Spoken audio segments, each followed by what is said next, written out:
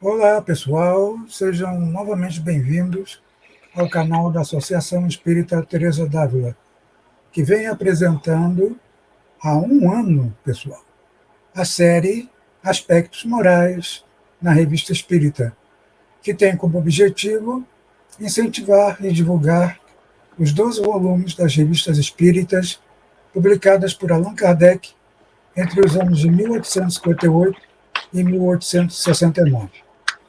E hoje temos um artigo bastante interessante, intitulado Um Sonho Instrutivo.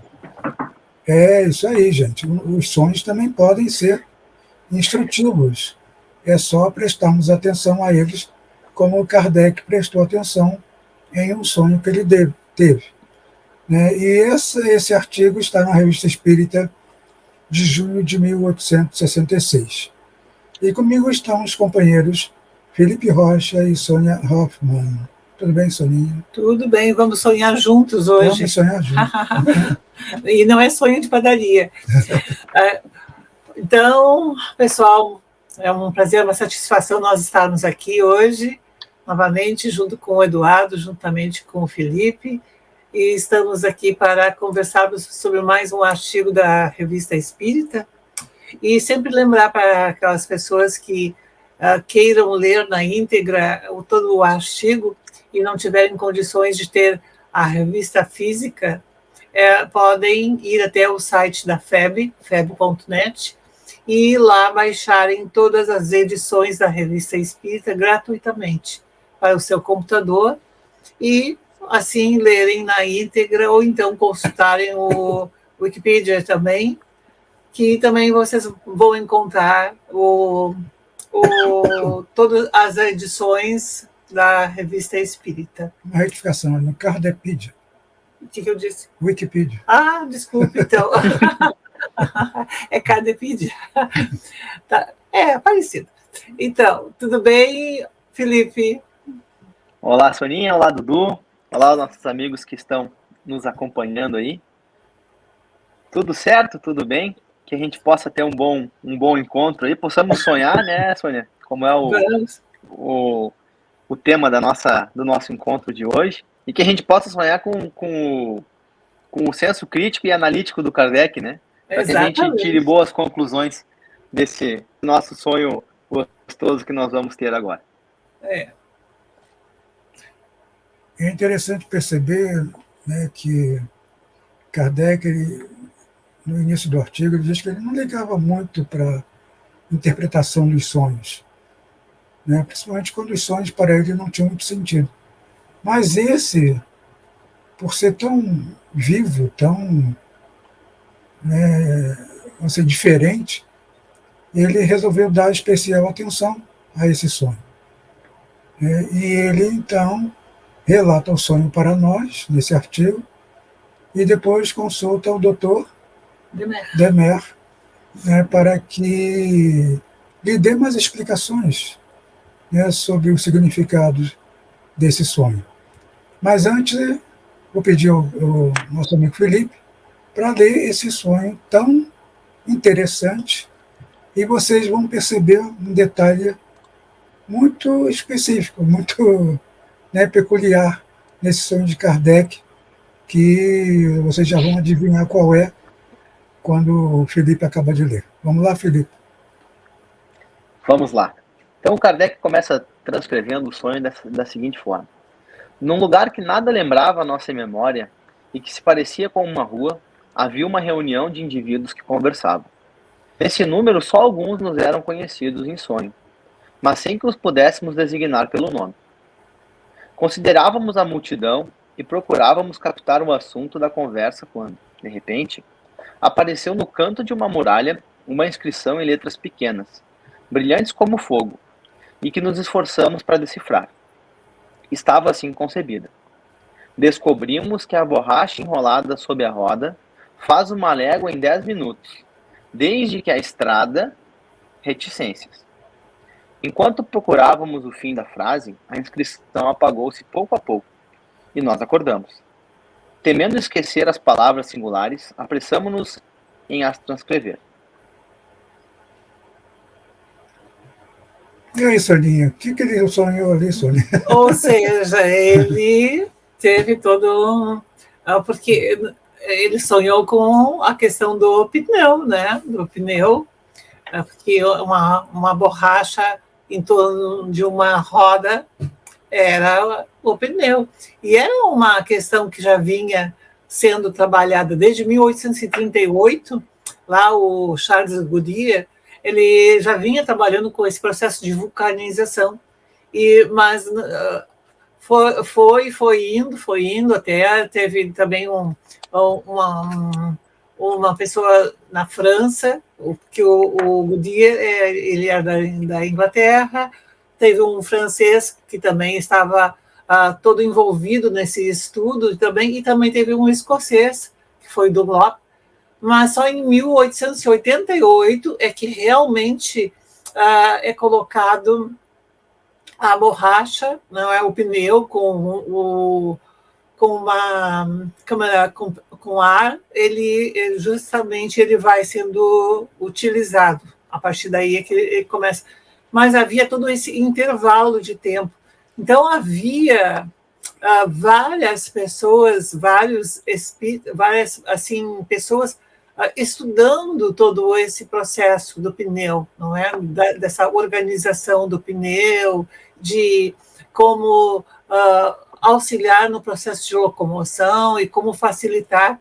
E até nós estávamos conversando antes, não é, Felipe, que eles colocaram que era algo que iria andar uma légua em 10 minutos, até nós ficamos pensando, puxa vida, 4 quilômetros e quase 5 quilômetros em 10 minutos, para eles era algo assim fenomenal. Imagina hoje, não é? Se fazem muito menos tempo, mas imagina para eles assim o avanço que era, uma vez que todo esse processo acontecia de uma outra forma, não é? As rodas eram com um outro formato. E a estrutura também, o pneu inicialmente ele começou todo era uma borracha maciça, e isso promovia muitos desgastes. Então tinha que haver todo um processo de vulcanização que aconteceu, e até dizem que foi por acaso, mas nós sabemos que o acaso não existe, não é? Que foi por acaso que o Goodyear ele começa a encontrar que misturando a borracha com o enxofre numa temperatura altíssima, isso assim melhora a elasticidade da borracha e também dá não só maior durabilidade, mas também mais elasticidade.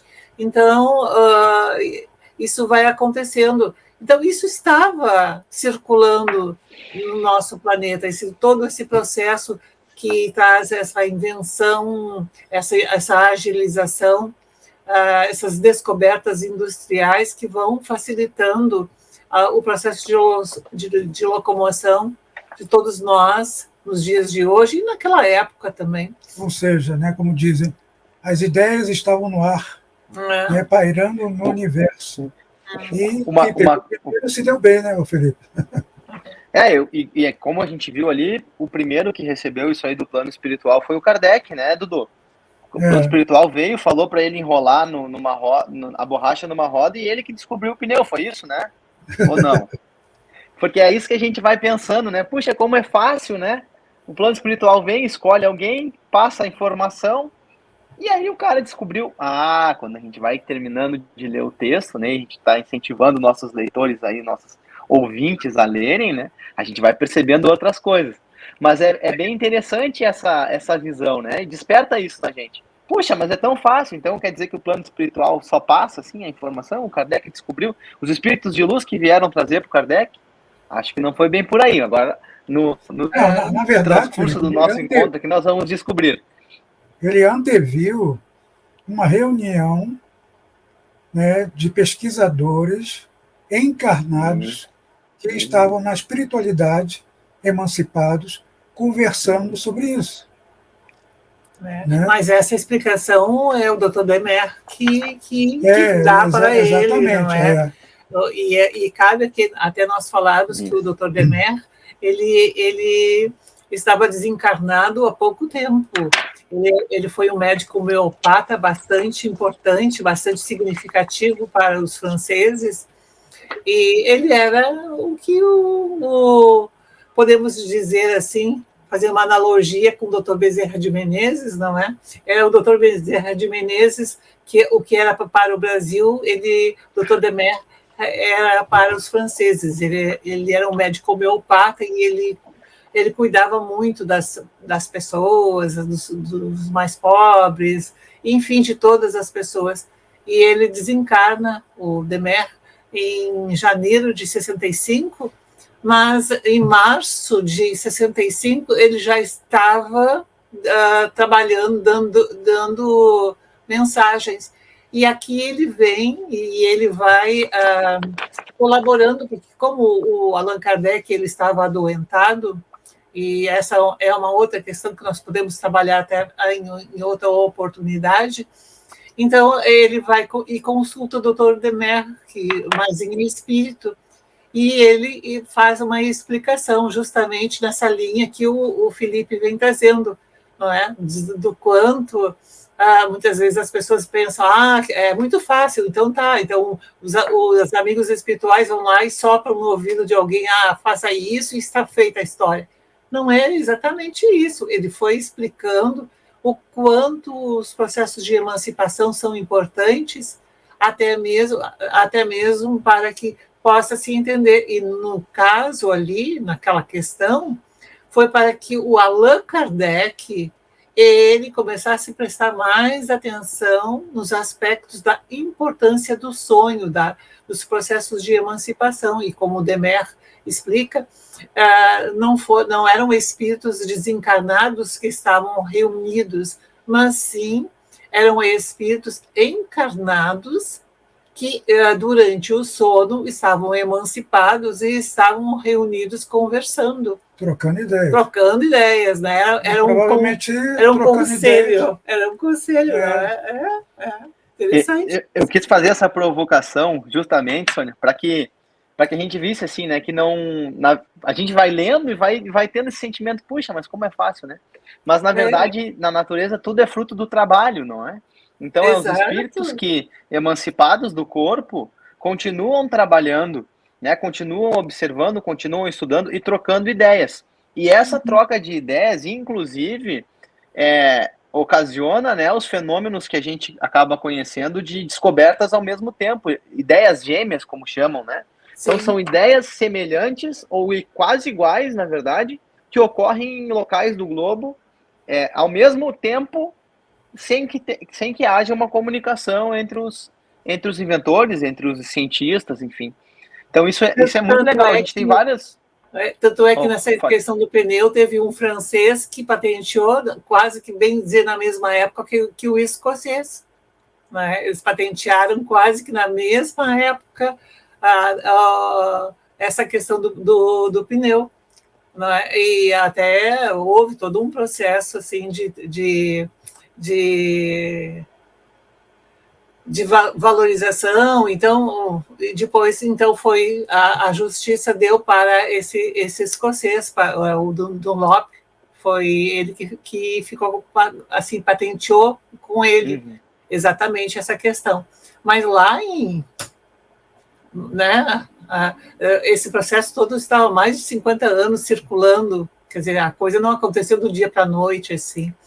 Então, é bastante interessante essa provocação que tu trazes, Felipe, no sentido de que nós temos que tirar das nossas mentes que a espiritualidade nos entrega tudo prontinho. Não, Deus nos dá a inteligência e nós precisamos utilizar essa inteligência também, não é? Tanto que muitos inventores, né, pesquisadores e tudo, adotaram o esquema de, ao acordar, anotar dicas, né, que lhes foram passadas durante o sonho, porque eles achavam que poderia ser útil, sim, né, nas suas pesquisas, no seu trabalho, das suas invenções. Agora, para corroborar este encontro de estudiosos, de pesquisadores encarnados na espiritualidade, eu pedi ao Felipe que leia a questão 417 de O Livro dos Espíritos, que vem muito ao encontro do que a gente está conversando aqui. A questão é assim: podem os espíritos encarnados reunir-se em certo número e formar assembleias? Respondem os espíritos: sem dúvida alguma. Os laços, antigos ou recentes, da amizade costumam reunir desse modo diversos espíritos que se sentem felizes de estarem juntos. Então, são verdadeiros conselhos, verdadeiras reuniões que se estabelecem para que eles possam ali debater, para eles poderem construir. São fóruns, não é? O que, trazendo para a nossa atualidade, assim, fóruns de discussão, de debate, de cientistas, de estudiosos que vão ali vendo possibilidades, trazendo possibilidades de como é que nós podemos lançar determinadas questões. E isso é muito importante, assim, então a grande importância de que não são só os espíritos desencarnados, mas também os espíritos encarnados durante essa emancipação do sono vão se encontrando e quantas vezes as pessoas têm um sonho, despertam e elas têm uma ideia assim, né? Tanto nessas invenções industriais, até na questão da música, poesia, enfim, nas artes e questões assim, que as pessoas disseram, tive um sonho que foi altamente inspirador.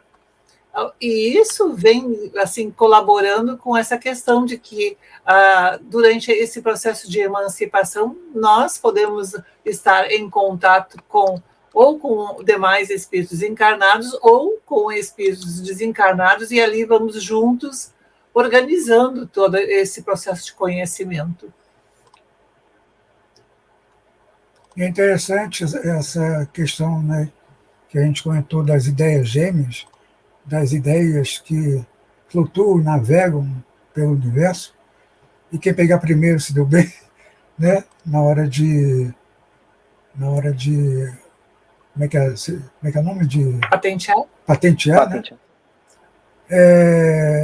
Nós vemos alguns casos famosos aí, como o do Santos Dumont e aqueles irmãos americanos, né, na invenção do avião, e tem também a invenção do coquetel contra o HIV, né, que foi disputado por um americano e um francês, e que está muito bem escrito, né, detalhado esse fato no livro Muito Além do Amor, de Dominique Lapierre, que recomendo a leitura, porque, paralelamente a essa história da descoberta de um remédio, né, contra a AIDS, vem também a história da irmã Dulce, da irmã Teresa de Calcutá, que, em princípio, você pode pensar o que tem a ver uma coisa com outra, mas lá para o final do livro, essas histórias se unem e vocês vão saber por que tem tudo a ver. Agora também vou fazer um processo de retificação aqui, vamos devolver a retificação. Não é um coquetel contra a AIDS, mas é um coquetel que vai estar fazendo o tratamento, não é? Sim. Um caso bem legal também é o do Einstein, né? Quando ele estava querendo comprovar a teoria da relatividade, que a luz fazia curva com a interferência da gravidade, né? Ele trocava cartas com Eddington, né? Que era um inglês. Então eles ficavam trocando cartas, o Einstein da Alemanha, o Eddington da Inglaterra. E é engraçado, tem até no filme deles relatado, que às vezes a carta chegava com um assunto que já era conhecido do outro. Então Einstein descobriu alguma coisa. Eu vi que o fóton sofre uma curvatura X quando está exposto a a uma gravidade Y. E o Eddington já tinha pensado aquilo, parecia que ele havia conversado com Einstein. Então eles ficavam trocando cartas, e quando um recebia a carta do outro, parecia que aquela carta já tinha sido conversada entre os dois. Né? Muito provavelmente, né, a gente não pode afirmar, mas muito provavelmente, o que tudo indica, eles se reuniam no plano espiritual, tal qual o Kardec observou ali, e conversavam sobre as teorias que eles estavam desenvolvendo, né? Inclusive na escolha do local, primeiro ele foi para a África, o Eddington, depois o Einstein veio no Brasil observar uma estrela que sofria a reflexão durante um eclipse, né? Então a luz da estrela passava próximo ao Sol e ela era refletida. Isso modificava o local da estrela. Essa era o meio que eles iriam comprovar, né? Modificava o local da estrela para o observador, evidente. E aí eles escolheram o local juntos. Quando eles se trocaram a carta, os dois tinham sugerido o mesmo local de observação. Então é muito interessante, né? Como isso é natural no meio científico. E existe até um termo. Tá? Tem um pesquisador, Michael Burhard, do Insignis Institute, que ele denomina esse termo como Zeitgeist. É um termo que quer dizer que as ideias são gêmeas. Duas pessoas têm ideias gêmeas sem nunca terem se conversado. Né? E aí surge o medo do Zeitgeist, que é a pressa de, depois de concluir algum serviço, algum trabalho, patentear o quanto antes, mesmo que não tenha falado para ninguém. Porque a probabilidade de outro evento acontecer na mesma época é muito alta. Então tu vê que o quão isso é verdadeiro. Isso aconteceu no telefone, né? São 2 horas de diferença da patente do telefone, né? Em 2 locais totalmente diferentes, né? Um foi o Elisha Gray e o outro o Alexander Bell, que é o que ficou famoso no fim das contas. A patente dos dois é exatamente igual e tem 2 horas de diferença, de locais totalmente diferentes também. Então, quanto isso é comum, né? Exato. Qual é o nome do filme que você falou? Das descobertas. Do Einstein com... Einstein e Eddington.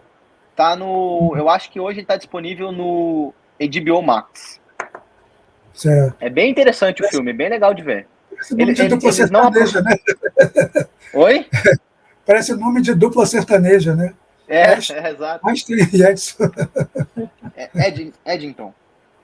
Mas então assim, é importante assim, toda essa explicação que vai sendo dada justamente de que existem essas possibilidades e que não são questões sobrenaturais ou que são questões completamente anormais, não, são questões completamente naturais e que podem acontecer. E não somente com cientistas, mas também quantas pessoas, muitas vezes, ao plágio de uma determinada música, muitas vezes pessoas que utilizam a mesma expressão e que necessariamente não é somente um plágio, mas que foi pensado quase que em conjunto, foi pensado em locais absolutamente diferentes, mas há todo um processo de conversação, de diálogo, de troca, de intercâmbio. E isso é extremamente importante que nós podemos considerar. Então, a grande importância, quando o Dr. Demer ele vem explicando isso para Allan Kardec, e é claro que ele traz todo um aprofundamento nessa resposta, e que é bastante interessante. Então, nós convidamos a todos vocês para lerem todo esse artigo na íntegra, do quanto ele vai trabalhando. E nós começarmos a valorizar mais as questões da emancipação, do sonho, a importância de todos nós entendermos que muita coisa pode acontecer durante um período de sono, que não é somente um tempo perdido, como muitas vezes as pessoas dizem, deitar e dormir é um tempo perdido. Não, é um tempo de repouso, de descanso para o corpo físico, mas o espírito, ele emancipa, e tanto espíritos encarnados quanto espíritos desencarnados podem se reencontrar ou se encontrar e continuar em atividade, fazer esses processos todos, não é? De trazer novas invenções, de novas resoluções, até mesmo resoluções de problemas, de desafios, enfim, quantas questões aqui já foram trazidas como exemplo e que nós podemos perceber que isso pode acontecer também durante o sono. E é como eu falei, né? Trazer aspectos ético-morais, muito importantes para decisões importantes que a pessoa tem que tomar na vigília, né, quando acordar. Por isso a importância de, quando as pessoas vão adormecer, né, fazer uma prece, fazer uma oração, porque também, com quem é que nós vamos nos encontrar aqui? Aqui é uma questão moral que nós também temos que considerar bastante, não é? No momento que nós estamos emancipando, se nós vamos saindo assim para qualquer local, ou nós vamos nos direcionar para locais onde realmente haja um processo de instrução, de construção no bem, algo que vá favorecer a humanidade ou favorecer a nós mesmos no sentido assim, de uma construção sadia. Não é? Então, a importância de nós nos prepararmos antes de dormir, fazer uma prece, rogando a Deus, a Jesus, né, o amparo, para que os nossos corpos físicos eles entrem em descanso, mas que nós, em processo de emancipação, nós tenhamos todo esse trabalho, né, de estar ali juntos, nos reunindo com espíritos que estejam também preocupados na prática do bem, na prática de fazerem alguma coisa em benefício da humanidade, da sociedade ou das demais pessoas. Nós já estamos chegando no finalzinho, mas como a gente consegue observar todos esses fatores quando a gente está lendo André Luiz também, né, Sônia? Então, em diversos livros, o André relata, né, os encontros dos encarnados, os desencarnados em palestras, até encontros de familiares, né, de amigos, de alguém que desencarnou muito próximo e a família foi visitá-lo e teve um tempo, enfim. Então, como esses encontros, quando nós estamos sobre o estado do sono, né, eles ocorrem, o nosso espírito fica solto. Isso é interessante também pensar e refletir um pouco da questão das amarras sociais, né, porque também é conhecido muitos casos que o espírito não faz, que o encarnado não deixa de fazer muitas das coisas, até coisas erradas, repreensíveis, né, por conta das amarras sociais, e quando ele está no estado sonambólico, de sono, enfim, está liberto do corpo, ele vai para aquela região que o conjunto social não o permite, né? Então, muitas das vezes a gente sabe de sonhos que são que o espírito frequentou locais que não eram bons, né? De cunho sexual, de cunho alcoólico e tantas outras coisas, né? Então, também a importância da educação dos sentimentos, né? Da gente fazer essas coisas de maneira consciente e não imposta, né? Da reforma íntima e não da imposição por lei, né? Porque a imposição por lei, ela vai servir só enquanto tu tá preso, né? Quando tu estiver solto, se tu realmente não tem aquela consciência, o espírito vai para onde lhe apraz mais, né? Claro. Então, esse estado, quando consciente, é muito importante, né? Essa preparação para o sono, esse pedido, essa elevação do pensamento na hora de dormir, né? Porque para lá que o espírito vai. Né? Isso não tem a menor dúvida, né? Então é isso aí, gente. Muito obrigado pela atenção. Obrigado por vocês continuarem compartilhando, se inscrevendo no canal, dando seu joinha, seu like, e assim ajudando a nosso programa ficar cada vez mais conhecido e ajudando também com que a revista Espírita fique mais conhecida em nosso movimento espírita. Um abraço a todos. E, Felipe, até às 3 horas da manhã no nosso encontro de emancipação, viu? Com certeza, Dudu. Bons sonhos para todos vocês e ótima vida. Um abraço e que todos nós tenhamos em nossos sonhos boas inspirações e tenhamos bons relacionamentos durante o nosso período de sono. Muito obrigado a todos pela companhia de hoje. Espero que tenham se divertido com o assunto, que leiam a Revista Espírita, vão lá no artigo. O artigo é muito interessante. E que aproveitem um pouco mais do tempo livre, né, para sonhar com coisas boas. Um grande abraço. Um abraço. Um abraço.